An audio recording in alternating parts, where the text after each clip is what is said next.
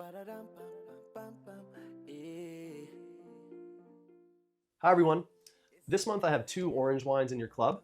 Orange wine is not made by orange grapes or with oranges. It's made by macerating the skins of white grapes with the juice.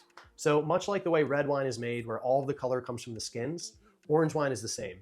But the thing is that white grapes are sometimes green, like as in Chardonnay, or they can be golden when they're ripe, like Chenin Blanc. And so depending on the grape you use and then how long you macerate the juice with those skins will give you a different color of orange. First orange wine we're drinking is the Klein Amoskuil Qvevri. This is a wine that is fermented and aged in the Georgian clay pots known as Qvevri. These are large egg-shaped vessels that are buried in the ground. To make this wine, Klein Amoskuil takes the 5 grapes in the blend, which are Semillon, Chenin Blanc, Viognier, Sauvignon Blanc, and Petit Manseng, and they co-ferment them. So what this means is they take all of the grapes during harvest and they put them in whole clusters. So the stems, the seeds, and the skins are all put in to the Qvevri. They then take a stick with a long flat end and crush all of the grapes to release the juice and also macerate those skins, seeds, and stems with that juice. And this is the beginning of the orange wine. So they use a native yeast fermentation here. So it takes a few days for the yeast to kind of start to activate and kick in and start to eat the sugars in the grapes. And because of that egg shape, throughout the process of fermentation, as CO2 is created, it kind of circulates in the wine and keeps the stems, seeds, and skins at the top. So every couple of days, winemaker goes in and punches down all of those stems, seeds, and skins to bring more of that maceration process into effect. You can kind of think of this like steeping tea. When you have the bag at the top, it doesn't make as strong of a drink, but if you dip the bag in several times, you end up with a stronger tea. So because of that, when you look at this wine, it's quite amber, and that comes from that maceration process and that punch down process.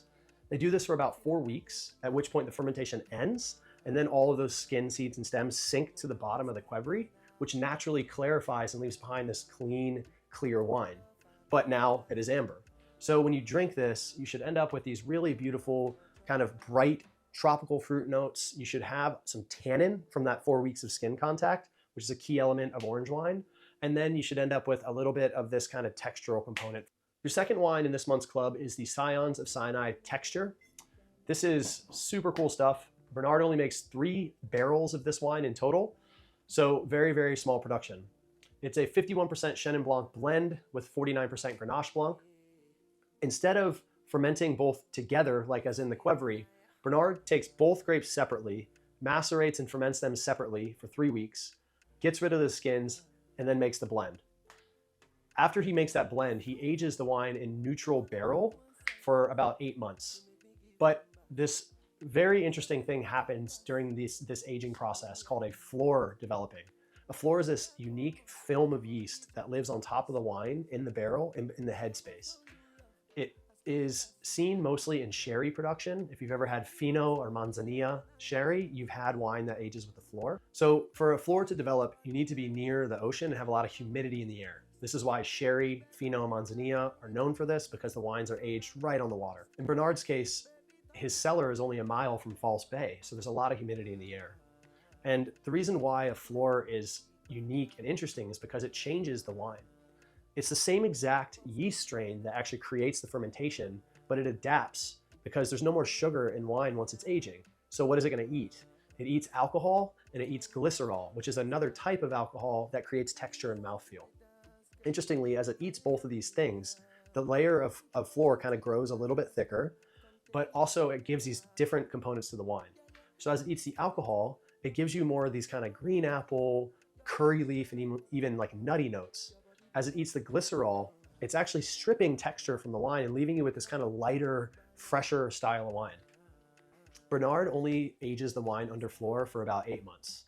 This is a lot less than you would see in the sherry production side, but the reason for that is Bernard is looking for a wine that still has fresh fruit and freshness to it without it becoming too savory. If you allow the wine to age under the flor for say a year, year and a half, 2 years, you take so much of the fruity components out of the wine and bring a ton of that salinity and nuttiness to it.